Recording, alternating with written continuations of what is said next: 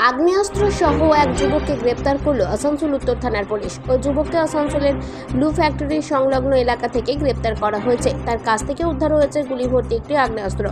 সূত্র মারফত জানা গেছে ধৃতের নাম রাজা মালিক। তবে কেন ওই যুবকের কাছে আগ্নেয়াস্ত্র ছিল, কোথা থেকে এলো এই আগ্নেয়াস্ত্র, সব দিক খতিয়ে দেখছে আসানসোল উত্তর থানার পুলিশ।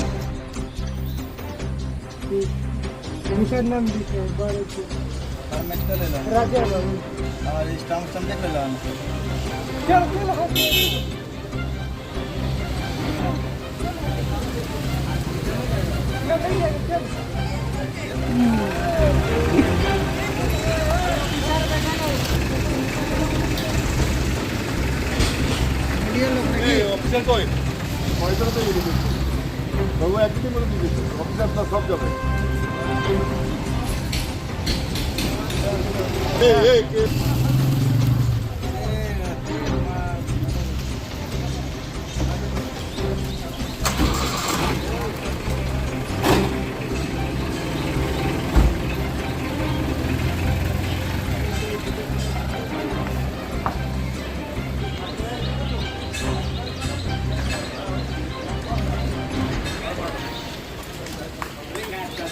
আসানসোল থেকে সঞ্জয় যাদবের রিপোর্ট, 99 নিউজ বাংলা।